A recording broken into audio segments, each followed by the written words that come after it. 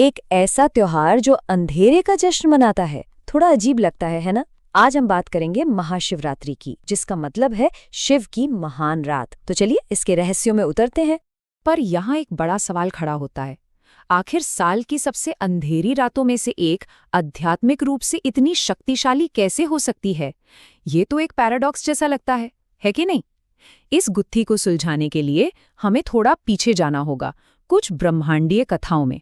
तो आइए चलते हैं मिथ्स ऑफ द कॉस्मोस में, यानी इस रात के पीछे की कहानियों में। यही वो कहानियां हैं जो इस रात को इतना खास बनाती हैं। जरा सोचिए, एक ऐसा वक्त जब पूरा का पूरा ब्रह्मांड, पूरी सृष्टि बस खत्म होने की कगार पर थी, सब कुछ दांव पर लगा था। ये कहानी है समुद्र मंथन की। देवता और असुर दोनों अमृत पाने के लिए विशाल समुद्र को मथ रहे थे, लेकिन अमृत से पहले उस समुद्र से निकला हलाहल, एक ऐसा जहर जिसकी एक बूंद ही पूरी सृष्टि को राख कर सकती थी। जब सबने उम्मीद छोड़ दी, तब आगे आए महादेव। उन्होंने उस जहर को उठाया और पूरा पी गए, पर उसे अपने गले में ही रोक लिया ताकि सृष्टि बच जाए। और इस तरह उन्होंने ब्रह्मांड को एक निश्चित विनाश से बचा लिया। उसी जहर की वजह से उनका कंठ, उनका गला नीला पड़ गया, और तभी से उन्हें एक नया नाम मिला, नीलकंठ, जिनका कंठ नीला हो। ये नाम उनके अप्रतिम त्याग और करुणा का प्रतीक बन गया।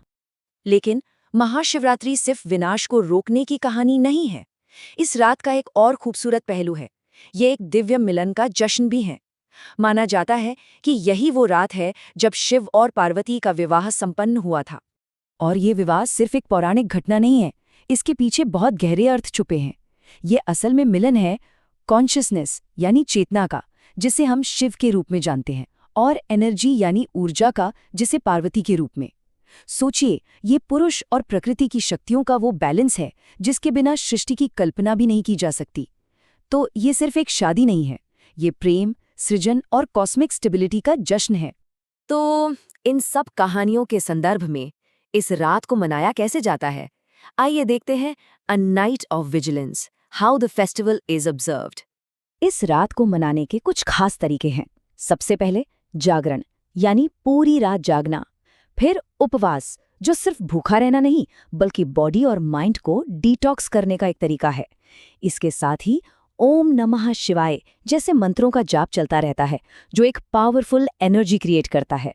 शिवलिंग पर पूजा और अलग अलग चीजें अर्पित की जाती हैं, और इन सबका मकसद एक ही है, मेडिटेशन और इंट्रोस्पेक्शन, यानी ध्यान और आत्मचिंतन की गहरी अवस्था।